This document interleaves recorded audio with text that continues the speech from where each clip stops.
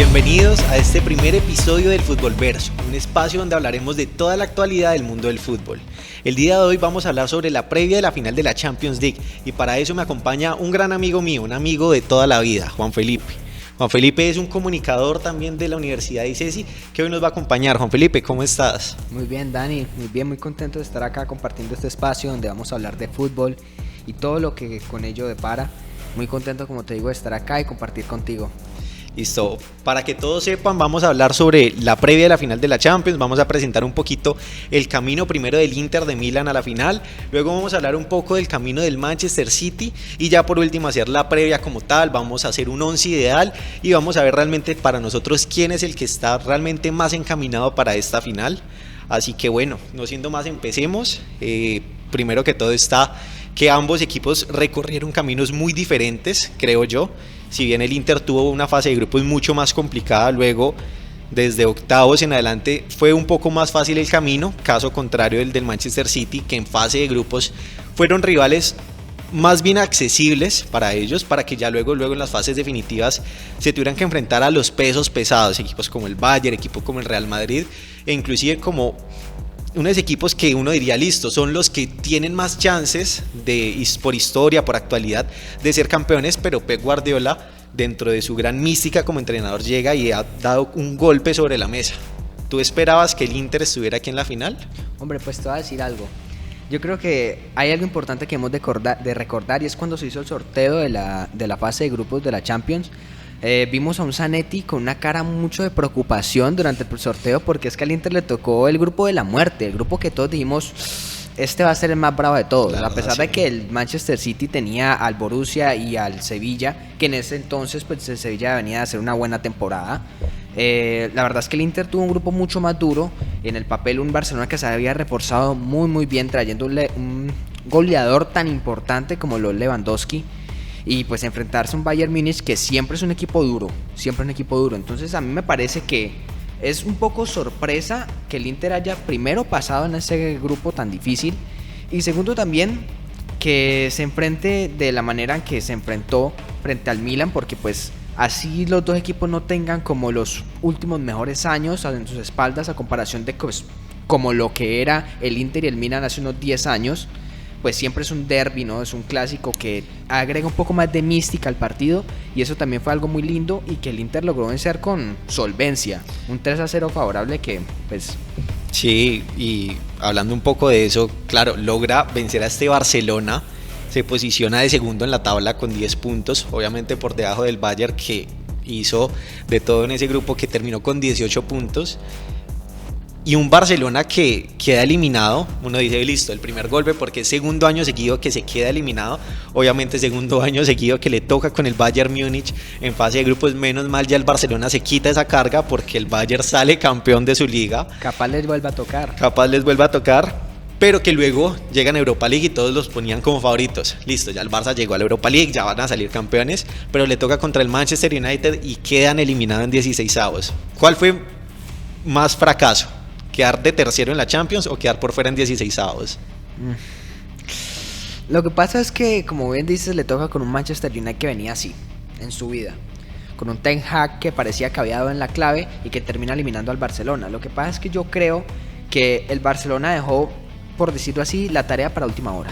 Entonces pretendía ganar y clasificar, era venciendo al Inter y así pues puntuar, sabiendo que tenía que hacer su trabajo cuando tenía toda su plantilla completa frente al Bayern, porque es que recordemos que uno de los factores que termina eliminando al Barcelona fue que se le lesionaron 2 o 3 defensas titulares.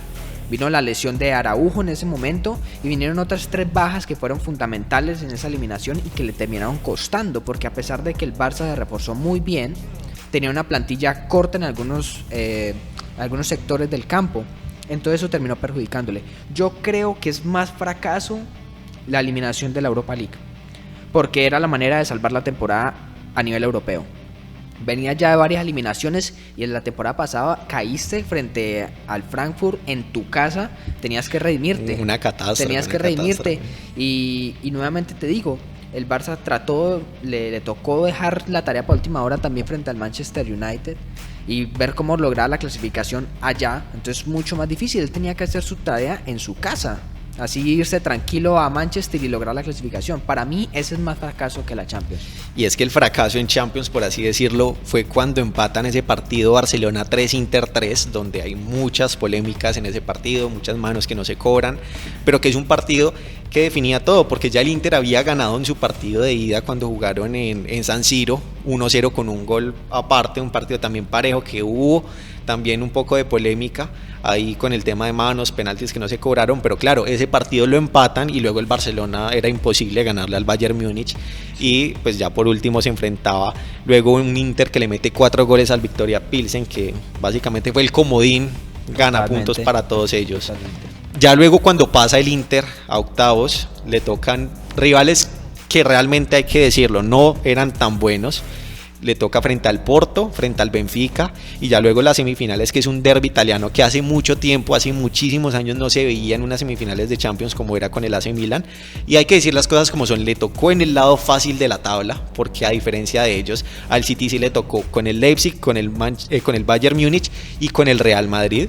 Creo que el camino se da un poco también por esa buena racha goleadora que en su momento llegó a tener tanto Lautaro Martínez como Edin Dzeko y Romelu Lukaku. O sea, son 3 jugadorazos que individualmente han tenido sus momentos positivos, sus momentos negativos durante la temporada, pero que son los 3 goleadores del Inter en la Champions. Dzeko tiene 4, Lautaro tiene 3 y Lukaku tiene 3 también, y creo que eso ha hecho del equipo que pueda llegar lejos, pues porque la verdad en los octavos una serie bastante aburrida con el Porto, que simplemente gana 1-0 y ya luego empatan 0-0. Aunque fue un partido bastante, los dos partidos fueron bastante guerreados, porque recordemos que el Porto venía fuerte en la liga portuguesa y llegó con un buen presente que le complicó al Inter, tanto que en el partido de vuelta se fueron como hasta el minuto 100 y el Porto lo estuvo ahí, y pegaron como 2 o 3 pelotas en el palo que el Inter se terminó salvando con ese 1-0 en casa. Sí, el Porto realmente estaba cerca, pero no logró hacer lo que tiene el Inter, y creo que es lo más valioso, y es esa efectividad en los delanteros. Había momentos que llegan a jugar con 2 de estos 3 delanteros, o inclusive creo que en algunos partidos llegaron a usar estos 3 delanteros, y si vos me juntás a Lukaku, a Dzeko y a Lautaro, es realmente algo muy difícil. Si bien está claro que el Lukaku no está jugando tan bien, a diferencia de como llegó a ser en su momento en el pasado, sí, claro, en el Inter. O sea, el Inter hizo una jugada maestra con Lukaku. Llegaron y lo compran gratis, luego lo vuelven a vender al Chelsea como por 100 millones y luego lo vuelven a comprar gratis, y realmente no le rindió nada para el Chelsea, y pues para el Inter sí ha sido de apoyo. Yo la verdad es que nunca entendí qué quiso hacer Lukaku con esas transferencias, porque es que Lukaku ya había pasado por el Chelsea, le fue mal, quiso volver a intentar, quiso ver si volvía al Inter. A los aficionados del Inter su marcha les dolió mucho, porque pues era su principal referente, venía de una temporada magnífica y pues sintieron la falta de su goleador, y se fue a un Chelsea donde no terminó de cuajar y donde terminó siendo suplente y un rol totalmente secundario, relegado, y tuvo que volver prácticamente, como pues decimos coloquialmente, pidiendo limosna al Inter, y pues que ha sido ya recientemente en el último tramo de la temporada donde viene subiendo de nivel. De hecho lo vimos en los últimos enfrentamientos que tuvo con el Milan, donde tuvo un gran papel, donde se le ha visto mucho mejor en Serie A.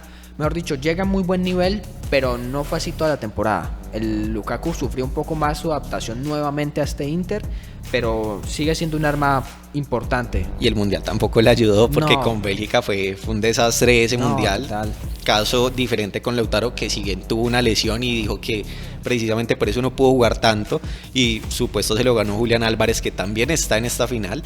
Pero que a pesar de eso logró meter 21 goles en la Serie A, que eso es una cifra muy grande realmente para lo que pudieron hacer, pero que realmente en la Serie A, y es por eso que digamos que por lo menos para mí se me hace sorprendente, en la Serie A está de tercero, posiblemente pudo haber sido cuarto, porque pues la Juventus tuvo todo ese tema de los puntos y demás, y hubo equipos que fueron muchísimo mejores, caso el Napoli, que sale campeón pero que queda eliminado porque al final de la temporada pasa de ir ganando todo a perder como 3-4 partidos seguidos, incluyendo eso, los cuartos de final con el Milan, y hace pues que este Inter siga avanzando, pero pues ni siquiera a nivel local el Inter era así como tan destacado como para llegar a una final europea. Sí, no, totalmente. En Italia terminaron destacando el Napoli con muchísima ventaja, mucha solvencia frente a los demás. Y sorprendentemente una Lazio que casi nadie habla de la Lazio. Sí. Casi nadie habla de esa temporada que sigue siendo muy buena. Por encima de equipos clásicos como el Inter, como el Milan. Y pues no contemos a la Juventus porque pues tuvo ese lío con los puntos. Pero igual, incluso la Roma quedó un poco abajo, teniendo en cuenta ese fichaje estrella que fue Paulo Dybala, que esperábamos un poco más. No es una mala temporada, pero pues sí se pudo haber respirado un poquito mejor, teniendo en cuenta pues lo que digo, esa contratación que supuso Paulo Dybala. Y pues no, yo creo que a nivel local Inter no destacó en la Serie A, pero sí fue campeón de la Copa Italia. Entonces eso también hay que evaluarlo. Copa Italia y Supercopa, o sea, llegan con 2 títulos, al igual que el Manchester City. Obviamente los títulos del Manchester pesan más porque ganó una Premier League, pero en el papel llegan con 2 títulos y podrían, cualquiera que gane, firmar una especie de triplete. Obviamente un triplete que sería muchísimo más difícil y más valioso para el City, y si lo hace el Inter sería cosas como la que hizo Mourinho en 2010, que cogió esa camada de jugadores de Snyder, de todo, de Milito, y que realmente hizo historia ganando esa final. Luego se va para el Real Madrid, y ahorita este mismo Mourinho, tú estabas hablando de la Roma, llega a la Roma, los lleva a la final de la Conference League, ganan la Conference League, y esta temporada llega a la final de Europa League con un Sevilla que si le tocan una final de Europa, eso ya es démosle la copa al Sevilla, porque realmente no hay nada que hacer con ese equipo. Pero que yo digo que rescata la temporada llegando tan lejos, y obviamente Dybala también sufre mucho las lesiones, sí. y gran parte de la temporada, y precisamente por eso no jugó la final tanto. No, es que eso fue lo que terminó costándole prácticamente la Roma al segundo tiempo contra el Sevilla. Es que el primer tiempo fue dominado por la Roma precisamente porque jugó Dybala. Dybala supuestamente estaba para jugar 15 y terminó jugando todo el primer tiempo. Hizo el gol. La Roma fue mucho más que el Sevilla. Ya lo que pasa es que cuando sacas a Dybala pierde mucho peso ofensivo. Entonces Sevilla dice, aquí tenemos que aprovechar que ya no está Dybala, que está pues la máxima estrella, y tenemos que irnos al ataque. Y entonces ahí ya empieza a controlar más Sevilla, empieza a tener más opciones y se equilibra la cosa. Y además que la Roma se encierra, o sea, se encierra totalmente, y no deja ni siquiera que lleguen. Como buen equipo de Mourinho. Como buen equipo de Mourinho, pero precisamente por eso pierden los penales, porque pone a Mancini y Ibáñez, que son centrales, a patear penales definitivos, y uno dice, venga, ¿por qué hace eso? Bueno, pero te tengo un dato. En su carrera, Mourinho había, incluyendo esta final, disputó 11 tantas de penaltis. ¿Cuántas perdió? No, pues me imagino que esta sí mucho. Ah, no, mentiras, también perdió una con el Real Madrid y el Bayern. Perdió 9 de 11 tandas de penales. Es un mayor coco. Sí, o sea, es como mete el gol, se va para atrás totalmente, sí, no.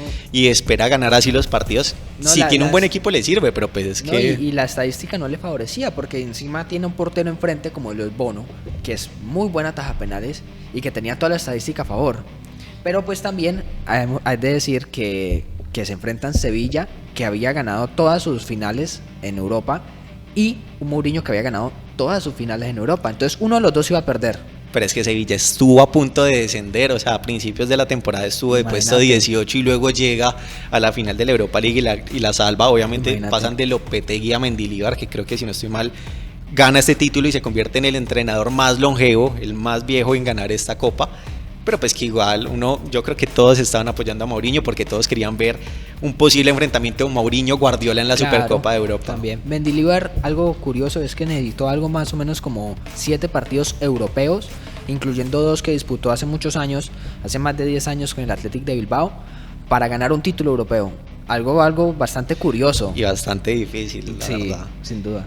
En semifinales hablemos un poco también, creo que pues ya luego en la serie con el Benfica, al Inter le pasó algo. Siempre estuvo cerca de que le empataran los partidos o que se les complicara mucho la serie. Con el Benfica, si bien en el primer partido ganan, luego en el partido de vuelta fue un partidazo, quedó 3-3, hubo muchos goles, pero donde por momentos parecía que se le estaba complicando bastante. Y ya luego domina a un Milan que sacó al Napoli. O sea, cuando yo llegué y yo vi, listo, el Milan sacó al Napoli, que por muchos, inclusive por Guardiola, era el favorito para ganar la Champions. Yo digo, bueno, este Milan va muy bien, pero resultó que realmente se vino abajo y el Inter lo superó en todas las líneas. Totalmente, la verdad es que la eliminación del Milan al Napoli fue algo bastante sorpresivo y que yo le otorgo mucho crédito a Maignan, el arquero. Creo que fue uno de los mayores artífices en esta eliminación, porque es que el Milan no tenía gran cosa. Si nos ponemos a ver, tenía un buen delantero como el Leao, que es su estrella, un delantero pues cumplidor como lo es Giroud, y un gran arquero que a lo largo de la temporada tuvo algunos problemas físicos con las lesiones, pero que es seguridad en el arco. Eso te iba a decir, ¿qué hubiera pasado si Maignan no se hubiera lesionado? No, y también hay que decir que primero no contaron con Osimhen en el primer partido, y eso fue una baja durísima. Y Kvaratskhelia no apareció como se esperaba, no tuvo los mejores partidos. De hecho, no tuvo el mejor tramo final de la temporada. Sí, yo la verdad, sinceramente tenía muchas expectativas con el Napoli en la Champions, pero es que lo comprendo, si se hubieran querido enfocar en asegurar un poco más la Serie A, pero es que ni lo uno ni lo otro, si bien tenían un margen de puntos bien grande, los últimos partidos le costó bastante y perdieron o empataron con rivales que hace 2-3 meses no hubieran empatado. Pero es que es volver a conseguir un scudetto después de casi 30 años, después de todo lo conseguido por Maradona. No voy a decir que este equipo llega al nivel de Maradona, porque pues Maradona en el Napoli, él solo se echó el equipo al hombro y eso es algo que siempre se le va a destacar a Maradona, claro. Pero sí lograron hacer historia, porque es el tercer scudetto de un equipo que históricamente no es tan grande, pero es tradicional. Es uno de esos equipos tradicionales que siempre se tiene bastante en cuenta. No, y lo logran sin figuras que habían sido muy importantes en los últimos años en Napoli, como lo fueron Hamsik, como lo fue Mertens, como lo fue Insigne. O sea, sin esas grandes figuras, sin esas grandes figuras que en algún momento se llegó a pensar que tenían Napoli, podían darle un mayor triunfo, felicidad a su hinchada, y lo logra es con esta nueva camada de jugadores que resultó en un gran nivel, incluido Osimhen. Y es que son fichajes que, si tú le preguntas a cualquier aficionado del fútbol qué pensaba de Kvaratskhelia o de Kim Min-jae hace que 1 o 2 temporadas, ni siquiera los conocían. Nadie los conocía. Porque es que Kim Min-jae llega de Turquía y Kvaratskhelia llega directamente desde Georgia. Entonces realmente es un muy buen trabajo de scout por parte del Napoli. Y que ya ahorita hay rumores de que Kim Min-jae se lo quieren llevar para el Manchester United. Entonces, claro, todo ahora, equipo que hace buena temporada, y eso siempre pasa, se desarma totalmente. Y eso para mí me parece una lástima porque, sí, totalmente. Porque no siguen el proceso. Y si le daban otra vez opción de estar en Champions y demás, yo creo que el Napoli pudiera hacer algo similar a lo que hizo esta temporada. Sí. Igual también hay que recordar que en estos torneos como el Mundial, como la Champions, que son torneos de eliminación directa, no siempre gana el mejor.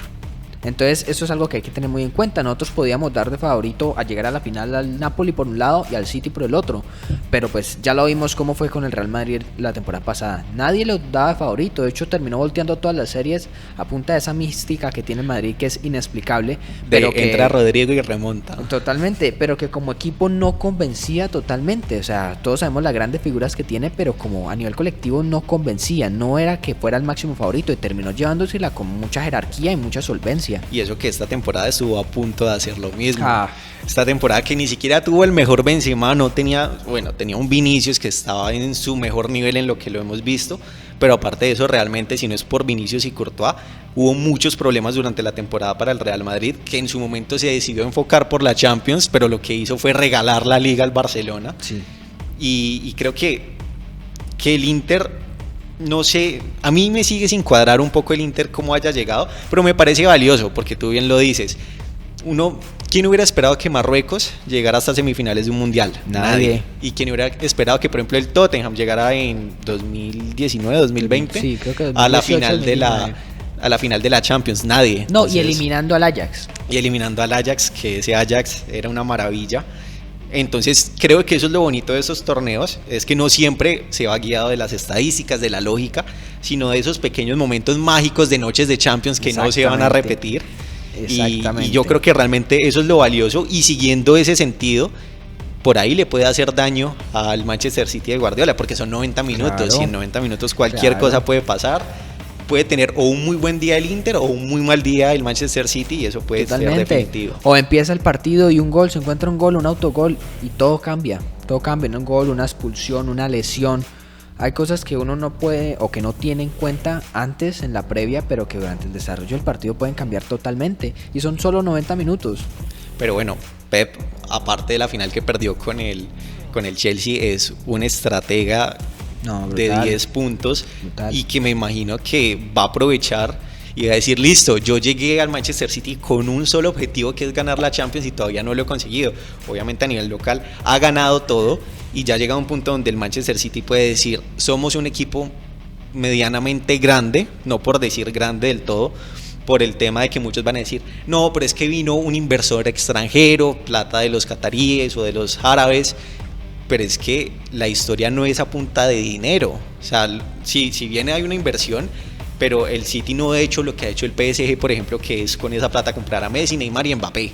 Exactamente. El City ha comprado jugadores que en su momento no eran tan reconocidos como Agüero, jugadores como Yaya Touré, como David Silva, y ha empezado a armar un proyecto que ahorita la, digamos, compra grande fue Grealish, pero eso fue un caso atípico para el Manchester City, y eso que Grealish no es el mejor del equipo, es Haaland, que lo consiguieron por 60 millones cuando si hubiera sido o el Chelsea o el París hubieran pagado 300 millones. Bueno, 60 millones ahí, ¿no? Porque hay que Sí. incluirle variables y todo, que eso pues sabemos que por 60 millones no le iban a llevar. Había muchos pesos pesados también detrás de él y eso hay muchas variables ahí que yo creo que superan los 100.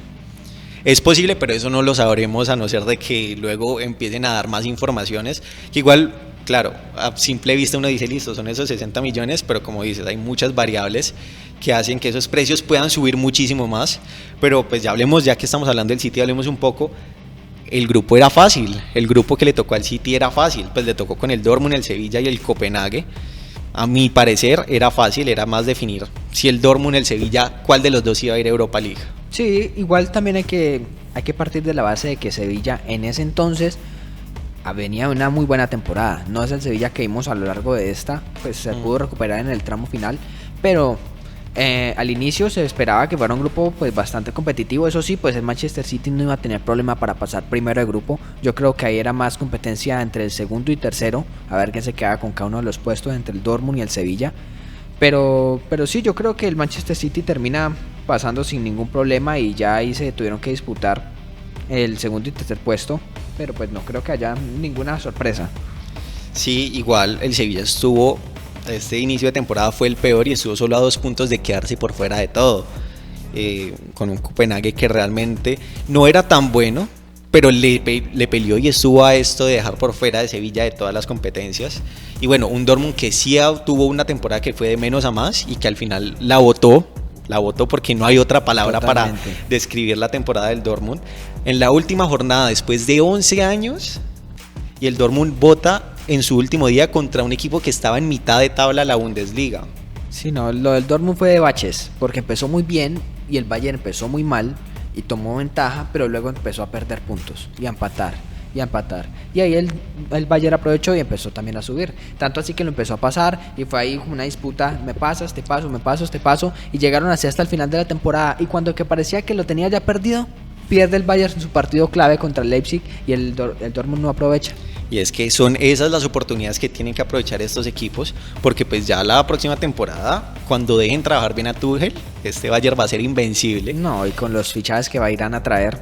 Y bueno, y Dortmund tenía un Marco Reus, que yo creo que todos querían que Marco Reus ganara esa Bundesliga. Lleva Sin duda. 10, casi 11 temporadas y no lo pudo lograr. No, y creo que pues ya es muy difícil Ya es que muy lo difícil, logre. ya es muy difícil porque igual las grandes figuras como Bellingham van a partir seguramente en destino al Madrid y algunas otras que también saldrán del equipo y ya quedará solo. Incluso alcancé a escuchar que podría ser hasta la última temporada de Royce. Entonces, quién sabe. Pues igual entre las lesiones, cada vez que va, también es algo que le pasa mucho a Royce, cada vez que va a jugar un torneo importante, ya sea con selección o inclusive en los clubes se lesiona, y son lesiones que son justo para después de que se acaban esos torneos, que en teoría se va a recuperar.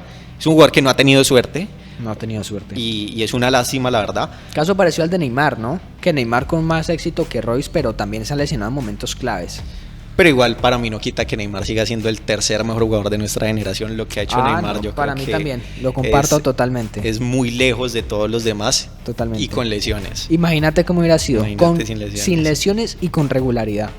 Eso es cierto. También, bueno, ya volviendo aquí un poco al tema, Dortmund, que justo en esta temporada pasó de tener a Haaland a perderlo, porque Haaland justo se va al Manchester City y es una máquina goleadora Haaland. Yo creo que no hay otra palabra de describir lo que ha hecho Haaland.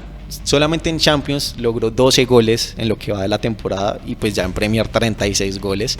Creo que goleadores de este calibre no se han visto desde lo que logró hacer hace un par de años Lewandowski, o lo que ha hecho el mismo Messi, Cristiano, o bueno, metiendo un ejemplo colombiano, Falcao, cuando llegó a ser el mejor 9 del mundo. Sí, algo totalmente a destacar lo de Haaland. Es algo de locura total, y no solo en la Champions, como bien decíamos, sino en la Premier League, en su temporada de debut. En su temporada de debut logra ganar la Premier League, salir máximo goleador y romper el récord de máximas anotaciones en una sola temporada de Premier League. Y también se lleva el premio a mejor novato en Premier League, mejor jugador joven. Entonces es algo que es totalmente a destacar y que le da muchísimos puntos en la premiación del Balón de Oro, y que si incluso llega a ganar la Champions, yo creo que ya no hay ni que discutir. No, el Balón de Oro va a ser para Messi, eso lo digo hoy.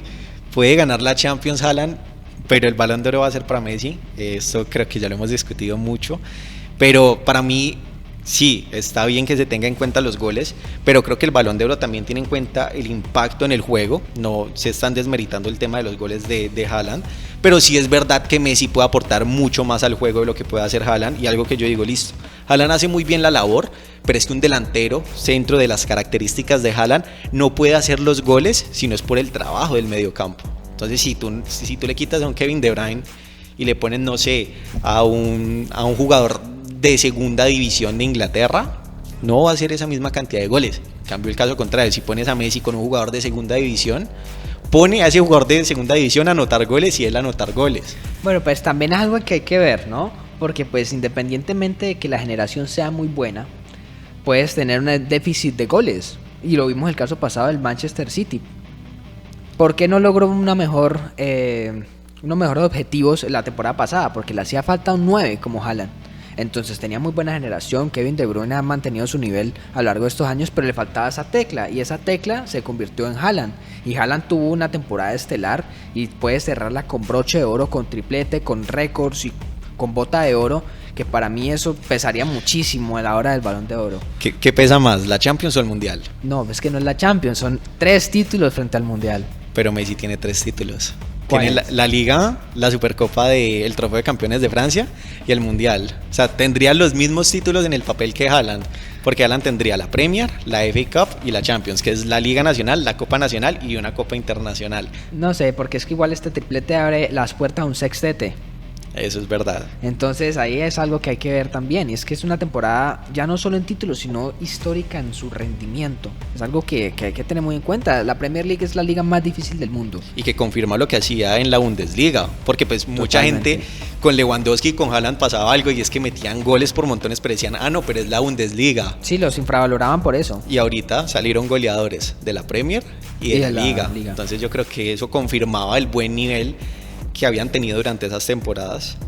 Y bueno, si juntas a un monstruo como Haaland y a Pep Guardiola, pueden ser maravillas, como lo pasó en el Manchester City Leipzig, que fue un 7-0, en el mismo Manchester City Bayern Múnich, que fue un 3-0, y en el Manchester City Real Madrid, que fue un 4-0. Pero y ahí te da un dato: todos los otros partidos de esas series, todos los empataron 1-1, y en todos esos partidos nunca hicieron cambios. O sea, Guardiola no hizo cambios y eran en los partidos de ida, y en los partidos que sí hizo cambios fue que golearon.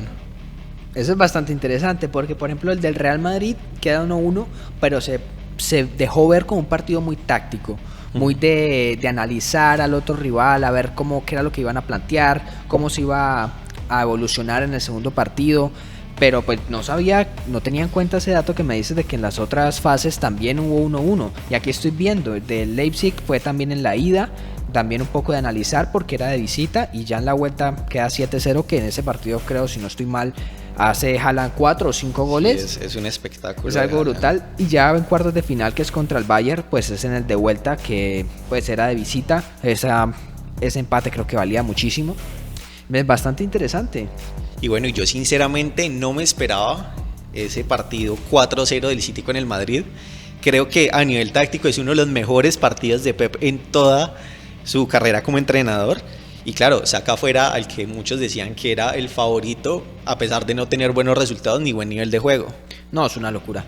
Es una locura porque pues es un rival del que ya se habían enfrentado anteriormente y que había sido su coco, ¿no? Había sido un rival que le había costado mucho con el Manchester City, ¿no? Porque pues recordemos que esa rivalidad que se formó entre el Barcelona de Pep y el Real Madrid de Mourinho pues fue muy, muy buena, y a pesar de eso Pep logró sacar resultados históricos, goleadas históricas, y todavía no le hemos visto un partido así de contundente al Manchester City por fuera de su liga, ¿no?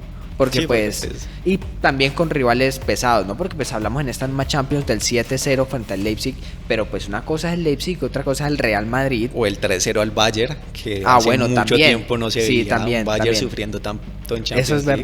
Eso es verdad. Incluso pues también un Bayern un poco venido a menos con todas las bajas que ha tenido y todo, pero pues el partido contra el Madrid es una locura, es estelar, es arte, es fútbol arte. Sí, es fútbol champán, como dirían por ahí. Y creo que también algo que hay que destacar mucho de Guardiola es que se sale de su esquema tradicional 4-3-3 y empieza a jugar con un Stones que puede ser central y mediocampista en el mismo partido, y lo junta con un Rodri que, si bien se queda mucho más en el mediocampo, ya había habido partidos donde jugaba de central. Guardiola creo que coge y empieza a hacer esas rotaciones, empieza a cambiar de puesto a esos jugadores que uno al principio dice: ¿por qué es Stones titular en el City si ni siquiera es titular en la selección inglesa y ni siquiera tiene todos los pergaminos como por ejemplo de un Laporte? Y pues ya estamos viendo que está firmando una temporada con una clase magistral que creo que sin duda alguna va a seguir estando, a no ser de que a Pep le dé por hacer otro cambio extraño en su alineación, siendo titular. Y creo que eso fue lo más valioso para Guardiola en este partido específico. No, y es que a lo largo también de la temporada hemos visto unas variaciones tácticas de Guardiola que yo creo que ningún entrenador había explorado. Inicialmente se para como con 3 atrás, ¿no?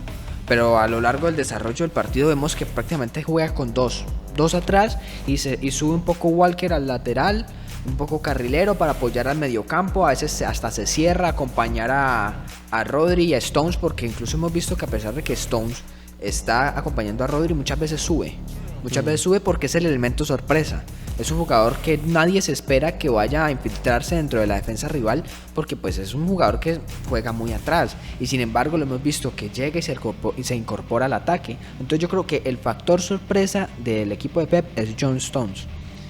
Hace que jugadores no tan reconocidos se vuelvan jugadores mundiales o élite mundiales. Caso Cancelo. Caso Cancelo, o en su momento en el Barcelona, caso Erika Vidal, caso el mismo Gerard Piqué, que al principio pues había tenido sus dudas. De los que salieron de la Masía, ¿no?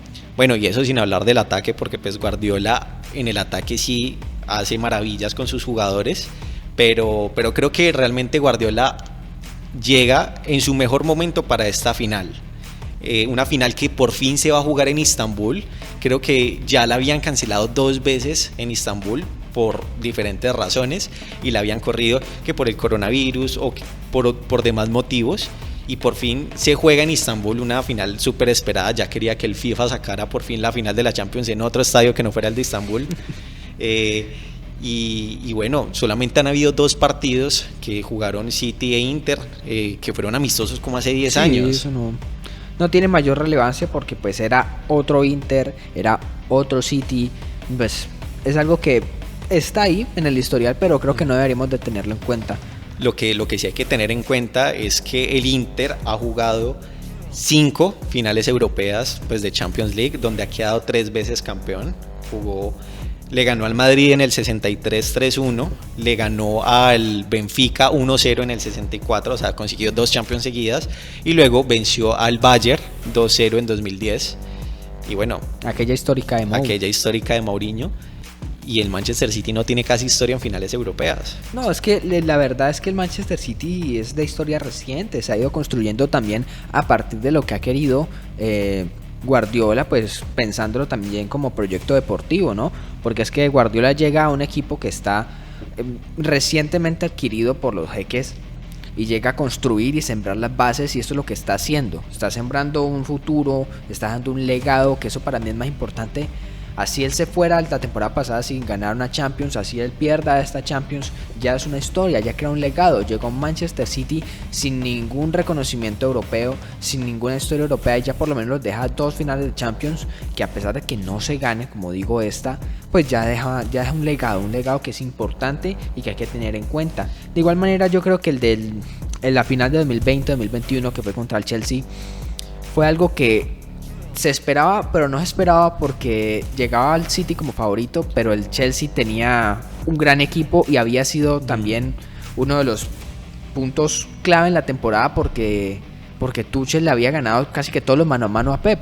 Entonces se convirtió en un partidazo. Eso es cierto, pero la ilusión de ver a Agüero y a Guardiola levantar la Champions estaba presente, creo que para todos los aficionados, y pues una lástima para mí, me parece, porque creo que en esa sí se lo merecía. Y ahora es una final con estilos de juegos parecidos, revisando un poco también las alineaciones. El Inter juega con un 3-5-2 y el Manchester City juega con un 3-2-4-1. Son alineaciones con 3 atrás y gran nivel ofensivo, muchos jugadores ofensivos. Sí. Así que ahorita en el Fútbol Verso lo que vamos a hacer es que vamos a hacer el 11 ideal de lo que creemos que son estos jugadores en la final, los que creemos que van a ser titulares, para que ustedes también en los comentarios nos digan cuál es su 11 ideal para esta final. Así que empecemos por el arco. Se enfrentan 2 grandes arqueros, André Onana y Ederson. ¿Cuál te parece que es mejor ahí entre los dos? Pues yo te digo algo, a mí Ederson me gusta mucho por su juego de pies, pero yo me voy a quedar con Onana. Y me voy a quedar con Onana primero porque tiene una defensa a la que pues es buena, pero no está al nivel de la de Guardiola. Y creo que ha respondido mejor y ha sido más clave que Ederson en su equipo. En el trayecto, en el recorrido que ha tenido el Inter para llegar a la final, creo que ha destacado más que Ederson, a pesar de que haya tenido una buena temporada. Entonces yo me quedo con Onana. Y lo que pasa es que Ederson ha tenido momentos donde se ha equivocado bastante y se ha equivocado grave.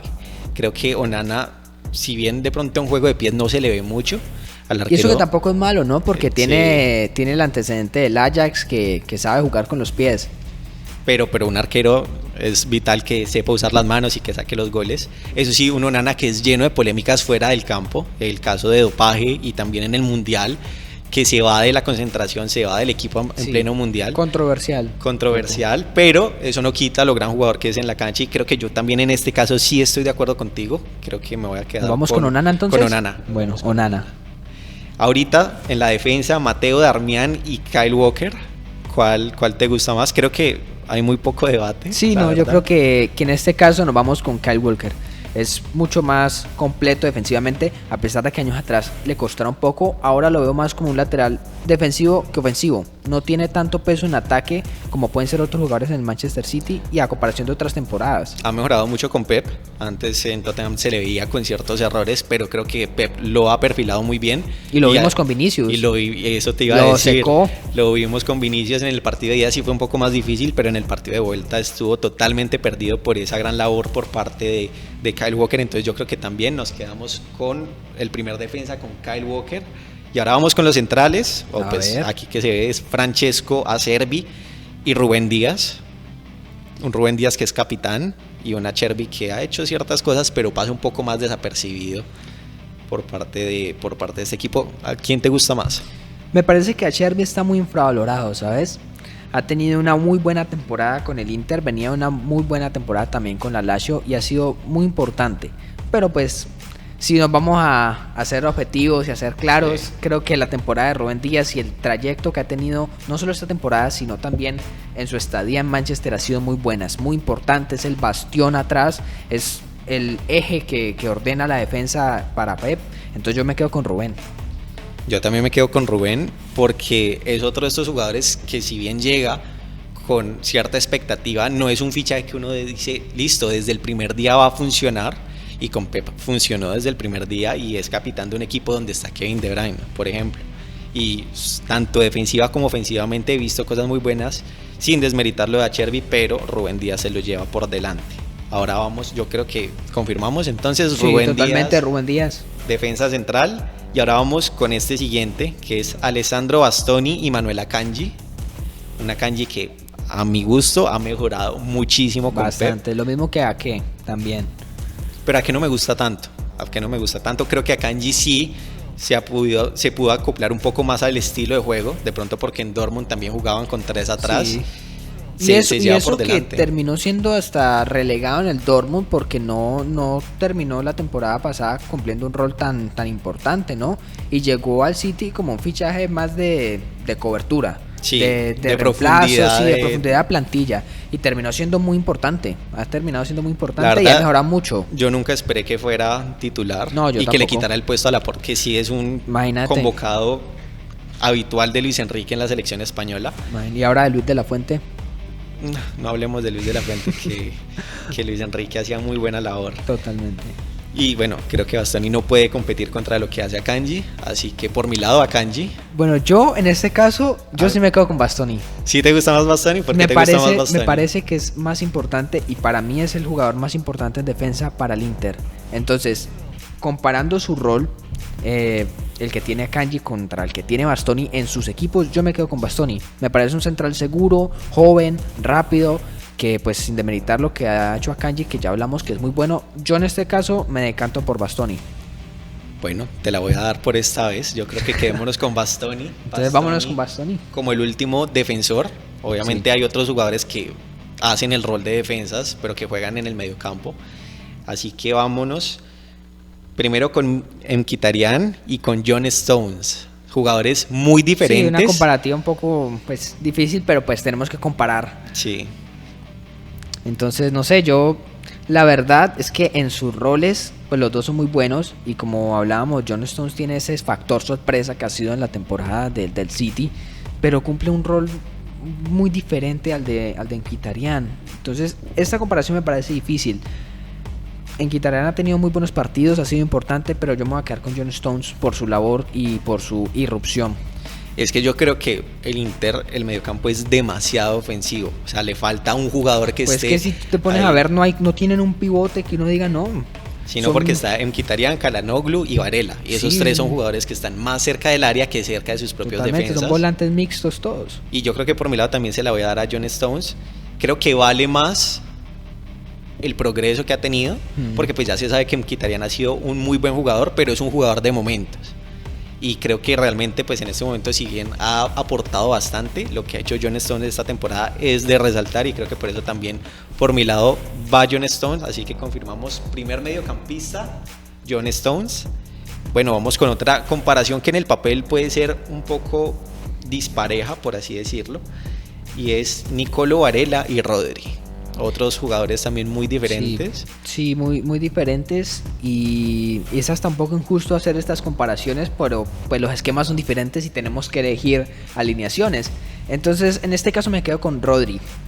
Me parece que es el mejor pivote defensivo en este momento, en Europa, en el mundo. Me parece que es el más completo, está en un gran momento, sin demeritar lo que ha hecho Varela, que para mí es, junto a Onana y junto a Lautaro, de los tres jugadores más importantes que tiene el Inter.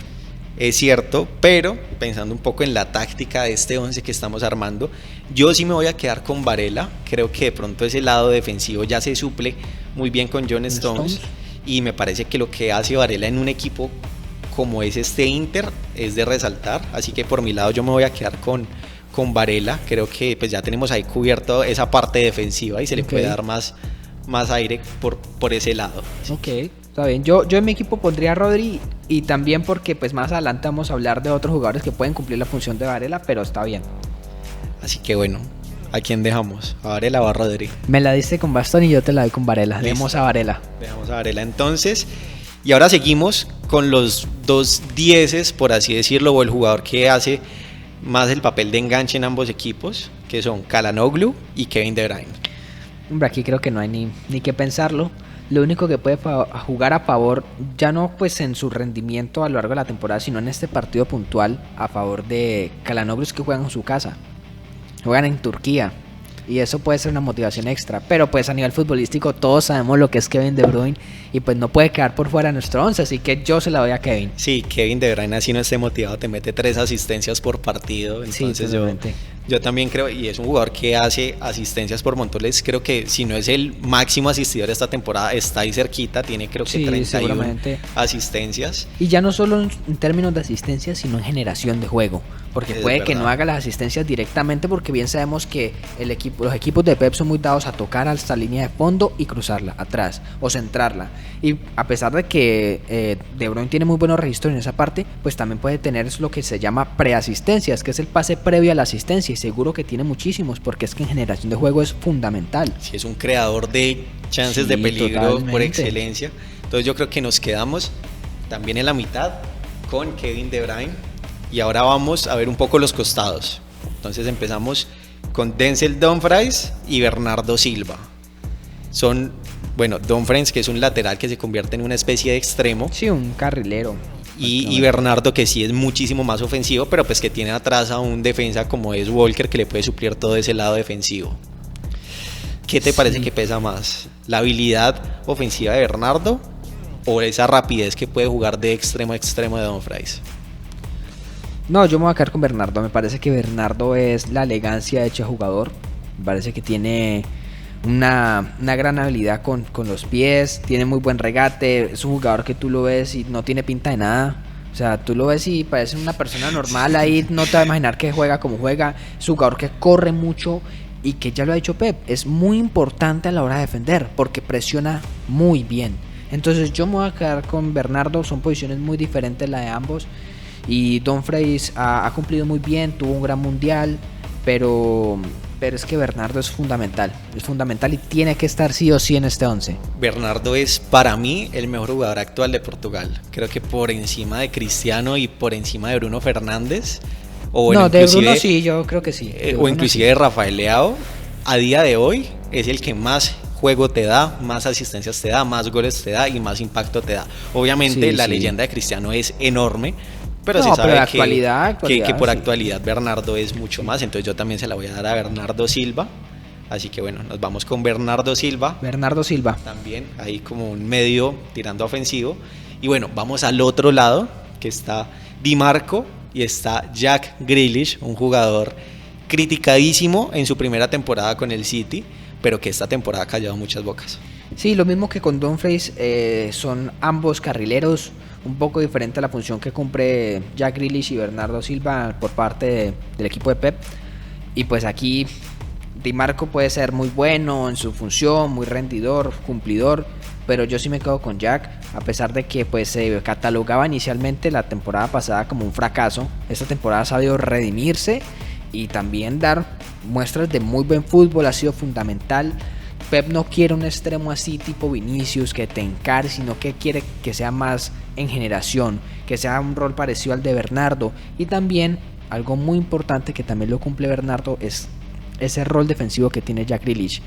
Él baja, presiona, te cubre espacios y también aporta en ataque. Entonces yo me quedo con Jack Grealish y la buena temporada que está teniendo. Y bueno, es verdad que es un jugador que bueno, en cualquier otro equipo sería ese goleador o al que todos los jugadores buscan. No, pero y en un lo equipo vimos en el Aston Villa. Tenía una labor, tenía muchos mejores registros. Y acá ha pasado un poco, pues, menores, pero sigue pero es que teniendo si mucha tienes a influencia. Haaland, si tienes a No, Haaland es claro, obvio que los claro. pases van a ir Sí, hacia claro. él. Un jugador que Grealish esta temporada tiene 6 goles y 11 asistencias, contando su único gol en la Copa del Mundo con Inglaterra, pero que me parece que va más allá de sus números de goles y Claro, asistencias. es que por eso uno no se puede centrar solo en las estadísticas. Exacto. Los jugadores que van, su influencia va mucho más allá de los números. Y eso también hay que tenerlo en cuenta y es algo, pues sí, da mérito y Sí. en este caso Jack Grealish tiene ese mérito y por algo es titular. Y pobre Di Por algo es Marco, titular. que realmente la competencia es muy Sí, difícil, es sí, muy difícil, total. pero yo creo que nos quedamos entonces con Jack Grealish, ¿cierto? Sí, además porque es que Jack Grealish logra sentar a un Foden que venía siendo espectacular la temporada pasada y deja también sin opciones a Mahrez, a pesar de que Mahrez juega por la otra banda, pues Exacto. termina banqueándolo. Es un jugador que pues se supone que no es de las mismas características, o sea que algo tiene que ser, algo Un tiene Foden que que era tener. de los consentidos de Guardiola. Sí, totalmente, algo tiene que tener Jack. Bueno, y ahora vamos también una comparación que es un poco dispareja, pero por el primero de los dos delanteros, o ese rol de ataque, Ilkay Gundogan y Edin Dzeko. Sí, aquí pues toca hacer esa comparación. Inter normalmente juega con dos puntas pero pues la función que cumple Gundogan también es de mixta, pero es muy de llegador. Y hemos visto que es el de los goles importantes. Gundogan es el de los goles importantes. Lo vimos en la final de la FA Cup con el Manchester United. Doblete y pudo ser triplete, ¿no? Que le anularon gol. Pero muy importante. Entonces hagamos esa comparación ahí. Checo es un 9 muy rendidor. Un 9 muy potente por arriba. Es muy importante. Pero yo me voy a quedar con Ilkay Gundogan. Es un jugador infravaloradísimo que tal vez no se le ha dado el reconocimiento que merece estos últimos años, que con Guardiola ha tenido muy buenos tramos de temporadas. La temporada pasada fue muy importante también, creo que fue uno de los goleadores de la temporada pasada. Y a pesar de que no tenga tantos goles, lo que importa es que ha hecho esos goles en momentos clave, en momentos decisivos y en partidos importantísimos. Entonces yo me quedo con Gundogan. Y como dijo un compañero, Gundogan se convierte en Zidane al final de la temporada. Es una cosa absurda por parte de este mediocampista, que en lo personal me gusta mucho. Y yo decía al principio, este jugador, uno dice que está haciendo en la cancha porque es muy silencioso, realmente no se ve notar. Claro, tenés al lado jugadores como Kevin De Bruyne, Bernardo Silva, Jack Grealish y Haaland, pero en los momentos importantes es ese jugador que siempre te llega al área, en ese huequito, en ese espacio que está libre, te llega y te define. Sí. Un Dzeko que también se enfrenta a un jugador histórico. Yo creo que para los que tienen cierta memoria, hizo parte de ese equipo de Mancini del Manchester City que tenía a Balotelli y al Kun Agüero. Un jugador que creo que ha sido histórico, que se ha dejado pasar un poco porque pues después de su paso por el City pasó por la Roma, pasó por otros equipos y perdió protagonismo, pero creo que en este momento a nivel de juego Gundogan es más, es mucho más. Y también teniendo en cuenta que Checo es el goleador de la Champions actualmente del Inter, ¿no? Tiene verdad. 4 goles, está por encima de Lautaro y de Lukaku, pero pues creo que coincidimos en que Gundogan es más importante. Es muchísimo más. Y bueno, vamos para nuestra última comparativa. Erling Haaland y Lautaro Martínez. Siento mucho por Lauti, pero el androide se queda con esa comparativa. Creo que no hay ningún tipo de discusión. Haaland es el goleador de la temporada. Yo creo que ahora mismo el mejor jugador del mundo, a pesar de que pues en sus otras facetas, aparte del gol, no sea el mejor, no sea el más completo. En el área es fundamental, es letal. Y yo creo que pues ahora mismo no hay con quién compararlo que no termine ganando Haaland. Hay una persona que es Messi, que sí creo que ganaría, pero a diferencia de Messi, creo que está claro que Haaland en cualquier equipo entra y el aporte de Haaland es espectacular. Creo que sí o sí tiene que estar en esos equipos porque totalmente. Es una garantía de gol y creo que eso hace que se destaque tanto en cualquier equipo que esté. Lautaro es un buen jugador, pero que realmente no llega al nivel de Haaland y creo que está claro que se lo vamos a dar como nuestro último jugador de este 11 ideal. Erling Haaland. Hagamos un pequeño repaso. Creo que en el arco decidimos a Onana. Sí, Onana. Luego Walker. Rubén Díaz y Bastoni. Luego en el medio jugamos con John Stones, Varela. Le dimos a Varela, sí. Y luego De Bruyne. Y luego por las bandas elegimos a Bernardo y Grealish. Y a Gundogan y Haaland como delanteros. Bueno, Gundogan haciendo de pronto una función un poco más retrasada.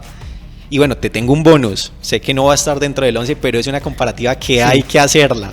¿Lukaku o Julián Álvarez? Uy, no, yo me quedo con Julián. Hablamos de que Lukaku ha tenido una importancia también buena en el último tramo de temporada, pero es que Julián entra en 2 minutos y te resuelve. En las chances que ha tenido, en las pocas chances, en los pocos minutos que ha tenido, la ha descosido. Yo creo que es muy importante, aparte pues por su paso en el Mundial, su importancia en el Mundial respecto a la de Lukaku. Creo que vive un mejor presente, a pesar de que no tiene tantos minutos, siempre que entra demuestra que está hecho. Yo creo que la araña que pica, como se le conoce, le gana a Lukaku, porque está claro que Lukaku tampoco ha tenido su mejor temporada. Y es Julián Álvarez, es un jugador que si bien ha estado de suplente en la temporada, ha llegado a anotar muchísimos goles. Sí. En el Mundial fue fundamental, creo que junto a Messi y Enzo Fernández y el Divo fueron de los mejores jugadores en el Mundial. Y como dato, y de pronto eso es una especie de cábala para el City, cada que Julián debuta en una competencia, la gana. O sea, debutó en el Mundial y lo ganó, debutó en la Libertadores y la ganó, debutó en la Premier y la ganó. Esperemos a ver qué pasa con la Champions. A ver, sí. Pero es una gran cábala. Pero bueno, te tengo un último bonus. ¿Cuál? ¿El Pipo Inzaghi o Josep Guardiola? Yo me quedo con Guardiola porque es un entrenador que siempre he admirado. desde que está en el FC Barcelona, creo que todo lo que ha hecho, y creo que a Guardiola solo se le puede comparar con Ancelotti y con Ferguson, Sí, para decidir quién es el mejor entrenador de toda la historia. O Sí. bueno, Cruyff también está dejando por fuera uno muy grande. Bueno, yo creo que a nivel de títulos, Cruyff por su influencia, ¿no? En el juego, porque revolucionó el fútbol. Pero a nivel de títulos, en estos días estuve viendo una comparación que hacía Mr. Chip, donde ponía los datos, y la cantidad de títulos que tiene Guardiola en su corta carrera es realmente espectacular. Hablamos de que la carrera de grandes técnicos como los Ferguson, como los Ancelotti, ha sido bastante extensa. Incluso Ferguson tiene una carrera de más o menos unos 40 años como técnico. Y Guardiola en apenas 14 tiene más o menos unos 34 títulos. Es algo que hay que destacar. Y para mí lo posiciona ya... Es que yo creo que para mí es el más importante de la historia. Si Guardiola gana la Champions, ¿es más importante que Ferguson? Sí. Bueno, es que yo Bueno, creo que desde pero antes. o sea, depende. En Inglaterra no. No, en Inglaterra es muy difícil lograr lo que hizo Ferguson porque toda su carrera fue en Inglaterra con el United. Y bueno, no sabemos cuánto tiempo más se pueda quedar Guardiola, pero si se queda más tiempo y sigue ganando Premiers con el Manchester City, yo creo que sí se podría acercar. Sí, yo a lo mejor estoy terminando un poco con lo de que actualmente ya es el mejor de la historia, pero creo que es top 3 sin duda. Eso está claro. Y si sigue como va, lo va a hacer sin duda también. O sea, si sigue como va, la cantidad de títulos que tiene con tan solo 14 años de carrera es que no tiene sentido. Entonces yo creo que tarde o temprano va a terminar siendo el técnico más importante en la historia y también el más ganador. Creo que estamos de acuerdo. Con esto cerramos nuestro 11 ideal del Fútbol Verso para lo que se viene de esta final de la Champions League. Cuéntenos en los comentarios si les gustó este 11 ideal, si harían algún cambio.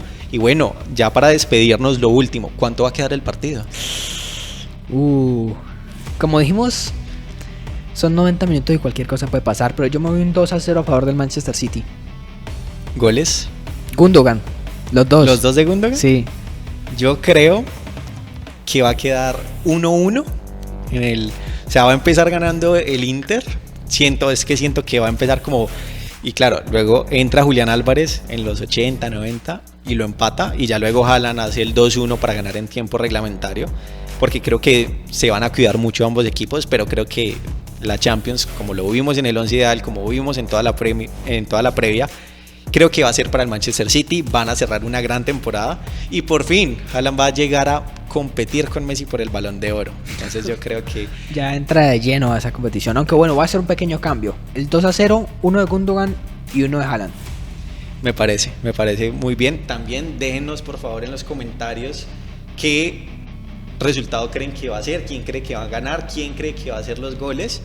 Y bueno, no siendo más, este fue el primer capítulo del Fútbol Verso, así que amigo, te dejo para que te despidas de nosotros. Sí, un placer haber compartido este espacio contigo, hablar de esto que nos une, que es el fútbol, hablar también un poco de lo que va a ser esta importante final y esta final que va a ser maravillosa. Yo creo que en el papel se tiene muy infravalorado lo que es el Inter, pero creo que va a ser una final muy buena. El Inter es un equipo histórico y bueno, déjenos en sus comentarios, como ya dijo Daniel, cuál es su 11 ideal y cuál va a ser el resultado de esta final junto con sus goleadores.